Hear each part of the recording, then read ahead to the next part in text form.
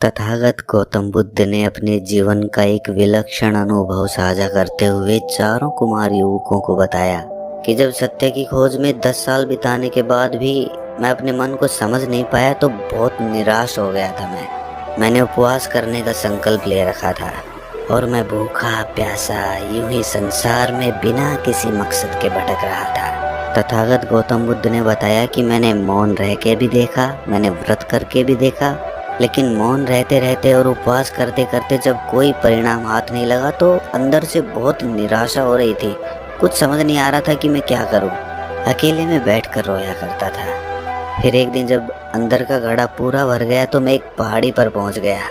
मैंने सोच लिया था कि अब मैं आत्महत्या कर लूँगा और वहाँ पहुँचकर मैंने पाया कि मैं अंदर से कितना कमज़ोर हूँ। और वहाँ पर मैं चीख चीख कर रोने लगा। आसमान में बिजलियां कड़क रही थी, तेज बारिश हो रही थी और मैं वहां पर चीख रहा था। लेकिन कुछ ही समय बाद कुछ चमत्कारिक घटित हुआ। मेरा मन एकदम से शांत हो गया, जैसे घड़ा खाली हो गया।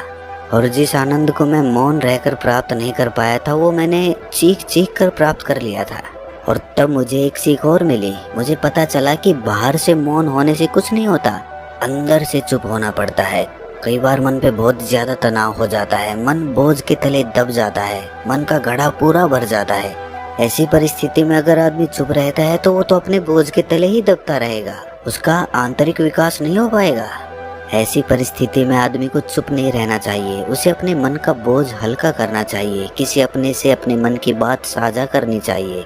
और जब अंदर से मन का घड़ा खाली हो जाए तब मौन रहकर अभ्यास करना चाहिए, तब असली मौन का महत्व समझ में आता है।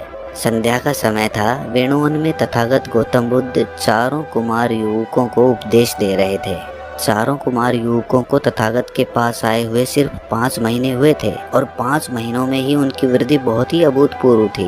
यहाँ पर उनकी अलग अलग कार्यशालाएं होती थी, जैसे कि तलवारबाजी या फिर धनुर्विद्या। और उसके बाद तथागत के उपदेश हुआ करते थे ताकि उन्हें सद्धर्म का मार्ग भी पता चल सके। एक कुमार युवक ने तथागत से एक सवाल किया। उन्होंने पूछा कि हे तथागत, आपने हमें ये तो बता दिया कि अपने मन का घड़ा अगर भर जाए तो उसे खाली कर लेना चाहिए और उसके लिए उस दर्द को चुप रहकर सहना नहीं है बल्कि किसी से बात करके अपने मन का बोझ हल्का कर लेना है। लेकिन आपने ये नहीं बताया कि किन परिस्थितियों में हमेशा चुप रहना चाहिए, किन जगहों पर आदमी को चुप रहने से ही फायदा होता है। तथागत ने सभी से एक संकल्प लेते हुए कहा कि तुम्हें 2 दिनों तक मौन रहना है। जब तुम 2 दिनों तक चुप रहोगे तब तुम वो समझ पाओगे जो मैं तुम्हें बताना चाहता हूँ। तब मैं तुम्हें 7 ऐसी जगहें बताऊंगा जहाँ तुम्हें हमेशा चुप रहना है और तभी तुम उन बातों को समझ पाओगे। लेकिन याद रखना, चुप रहने का संकल्प सिर्फ तुम्हें पता है, किसी को मत बताना कि तुमने चुप रहने का संकल्प ले रखा है। 2 दिनों तक चुप रहने का संकल्प लेकर वो वापस अपने आश्रम में लौट आते हैं। लेकिन अगली सुबह आश्रम में आयुर्वेदिक खान पान पर विद्यार्थियों में तर्क वितर्क होने वाला था, जिसमें चारों कुमार युवकों ने भी हिस्सा ले रखा था।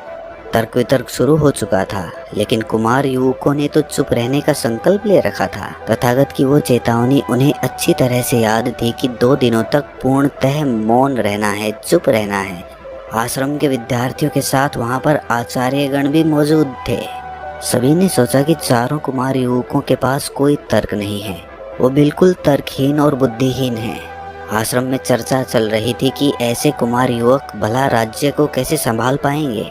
कुमार युवकों के सहपाठी उनके मुंह पर ही उनका मजाक बनाने लगे। एक विद्यार्थी ने तो बड़ी अकड़ के साथ उन चारों का रास्ता रोक लिया और रास्ता रोक कर कहा कि ये मत समझ लेना कि तुम हमसे किसी चीज में बेहतर हो, तुम राजा के बेटे हो, बस यही है तुम्हारे पास उपलब्धि। ये भी कोई उपलब्धि हुई। जब इस तरह की आलोचना उन्हें सहनी पड़ती तो उनके मन में टीस उठने लगती। उन्हें समझ नहीं आता था कि उन्होंने चुप रहने का संकल्प क्यों ले लिया। अब धीरे धीरे क्या हुआ कि अपने प्रति हो रहे मजाकों का, आलोचनाओं का जब उन्होंने कोई जवाब नहीं दिया तो इससे सब लोग उन्हें कायर भी समझने लगे। अब वो करें तो करें क्या, किसी को बता भी नहीं सकते कि उन्होंने चुप रहने का संकल्प ले रखा है। उनके पास देखने और सुनने के अलावा दूसरा कोई विकल्प ही नहीं था। रात का भोजन करने के बाद बिस्तर में लेटे हुए चारों कुमार युवक आज दिन के बारे में सोच रहे थे। अगली सुबह तलवारबाजी और धनुर्विद्या की प्रतियोगिता होने वाली थी। तेज चलती हुई हवा के बीच रस्सियों से लटक रही मटकियों को निशाना बनाना था। जब पहले कुमार युवक ने मटकी का निशाना साधना शुरू किया तो उसके मन में यही विचार चल रहे थे कि हवा की गति कब बदल रही है। अगर वो हवा की गति के साथ अपने तीर की गति का संतुलन बना लेता है तो वो ये प्रतियोगिता जीत सकता है। ये विचार उसके मन में धनुर्विद्या का अभ्यास करते हुए पहले कभी नहीं आया था। ये विचार बिल्कुल नवीन था। अपने लक्ष्य का सही भेदन करके उसने वो प्रतियोगिता जीत ली। विद्यार्थी और आचार्य गणों के बीच फिर से चर्चा होने लगी कि चाहे तर्क शक्ति ना हो लेकिन कुमार युवक धनुर्विद्या में बहुत अच्छे हैं। निशाना बहुत सधा हुआ है। आज की रात उन्हें बड़ी चैन की नींद आई और सुबह होते ही वो तथागत गौतम बुद्ध के पास पहुंच गए। वो 2 दिनों के अपने चुप रहने के अनुभवों को साझा करने के लिए उतावले हो रहे थे। सबसे पहले वाले कुमार युवक से तथागत ने पूछा कि भंते, तुम्हारा अनुभव कैसा रहा?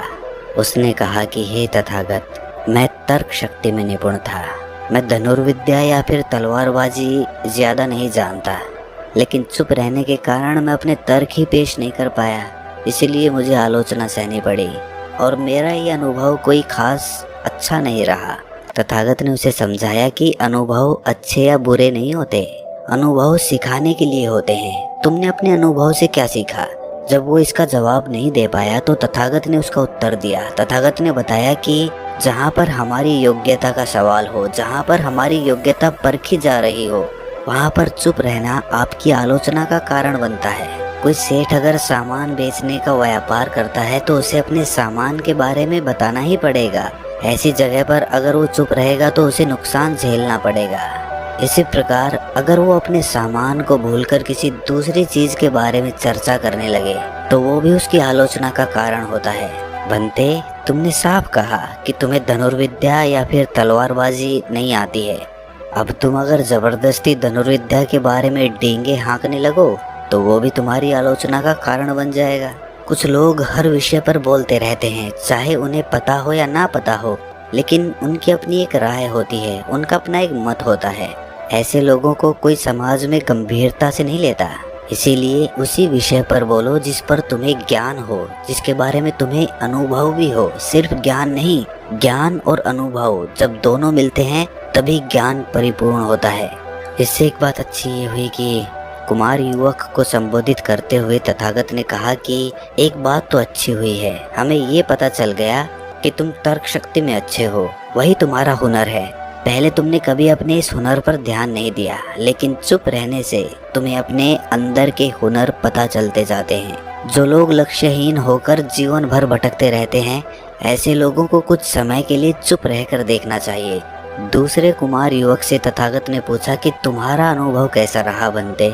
उसने बताया कि हे तथागत, धनुर्विद्या की प्रतियोगिता के दौरान मैंने पहली बार ये महसूस किया कि हवा की गति और तीर की गति का अगर संतुलन बना लिया जाए तो किसी भी लक्ष्य को भेदा जा सकता है। हे तथागत, 2 दिनों तक चुप रहकर मैं उन बारीकियों को समझने लगा हूँ जिनको आज तक मैं नजरअंदाज करता रहता था। तथागत ने कहा कि जिस प्रकार हवा की गति और तीर की गति में संतुलन जरूरी होता है, उसी प्रकार सांसारिक जीवन में अपना लक्ष्य प्राप्त करने के लिए आपको आध्यात्मिक और सांसारिक जीवन में संतुलन स्थापित करना होगा। आध्यात्मिक और सांसारिक जीवन में संतुलन स्थापित होने के बाद आप बड़ी आसानी के साथ और बहुत ही जल्दी अपने लक्ष्य तक पहुंच सकते हैं। कुछ लोग सांसारिक जीवन में इतने घुल जाते हैं कि उनके पास खुद के लिए समय नहीं होता। वो अपने परिवार को समय देते हैं, अपने काम को समय देते हैं, लेकिन जब खुद की बात आती है तो खुद को समय नहीं देते और इसीलिए उनका आध्यात्मिक विकास नहीं हो पाता। और ऐसे लोग चाहे पारिवारिक सुख या फिर धन संपदा कुछ भी हासिल कर ले, लेकिन अपनी आंतरिक शांति को अनुभव नहीं कर पाते। अब सांसारिक और आध्यात्मिक जीवन में संतुलन कैसे बनाना है, इस पर हम फिर किसी दिन चर्चा करेंगे। अगर आप सुनना चाहते हैं तो कमेंट्स करके जरूर बताएं। चारों कुमार युवकों को तथागत ने चेतावनी देते हुए कहा कि कुमारों, कल को तुम्हारा जीवन राज्य के लिए समर्पित हो जाएगा। तुम एक अच्छे राजा बनने के लिए तैयार हो जाओ।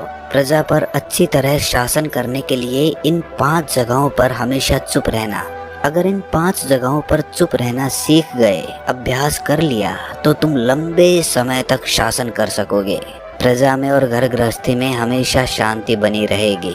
तथागत ने सबसे पहले बताया कि जब तक तुम पूरे संकल्प, पूरी तरह आत्म मंथन के साथ अपने मन में कोई बात न ठान लो, तब तक किसी को मत बताना।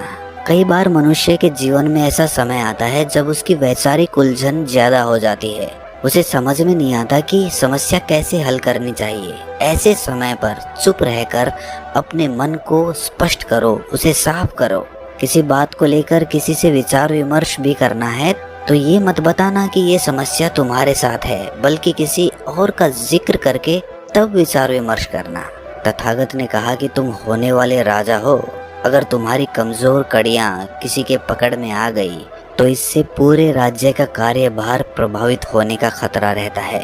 अपने रहस्य अपने तक ही सीमित रखो, लेकिन तब तक जब तक वो तुम्हारे ऊपर बोझ ना बन जाएं। अगर तुम्हारे ऊपर वो बोझ बन रहे हैं तो उसे अपने प्रियजनों से साझा करने में कोई समस्या नहीं होनी चाहिए।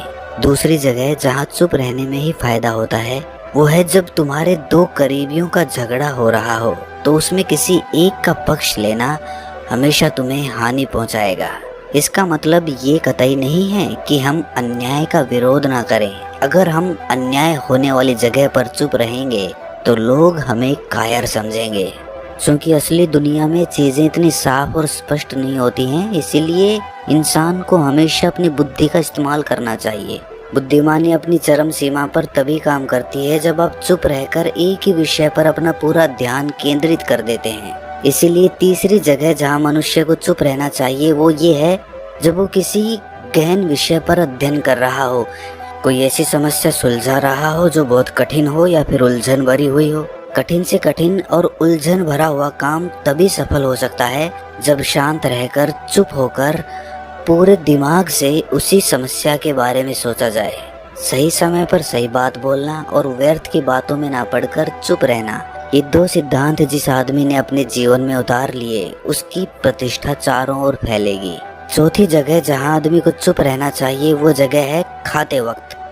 भोजन करते वक्त अगर आप मौन रहकर भोजन करते हैं तो आप खाने का पूरा स्वाद लेकर खाते हैं और इसी वजह से आपका खाना जल्दी हजम हो जाता है। जब आप चुप रहकर पूरा ध्यान भोजन पर केंद्रित करके भोजन करते हैं तो ऐसी परिस्थिति में आपका शरीर अपने आप ऐसे रसायन छोड़ता है जो खाने को जल्दी पचा देते हैं। और खाना अगर सही से पच रहा है, पाचन क्रिया सही से काम कर रही है, तो आपके शरीर में कोई बीमारी नहीं हो सकती। आप हमेशा स्वस्थ रहेंगे। आखिरी और सबसे जरूरी जगह जहां आपको किसी भी कीमत पर हमेशा चुप रहना है वो है जब तक आपका कार्य पूर्ण ना हो जाए उस कार्य के बारे में किसी को मत बताना। अपना उपदेश खत्म करके तथागत ने कहा कि अब तुम्हें चुप रहने के सारे फायदे पता चल चुके हैं। साथ ही तुम्हें ये भी पता चल चुका है कि किन जगहों पर चुप रहना है और किन जगहों पर बोलना जरूरी होता है। इन बातों का पालन करके तुम एक अच्छा जीवन जी सकते हो। अपनी प्रजा के प्रति जो तुम्हारा कर्तव्य है वो अच्छी तरह से निभा सकते हो। तो दोस्तों, कैसी लगी ये कहानी आपको कमेंट सेक्शन में ज़रूर बताना, और अच्छी लगी हो तो इस चैनल को सब्सक्राइब करके नोटिफिकेशन बेल को ज़रूर प्रेस कर देना। तो मिलते हैं अगली कहानी में, तब तक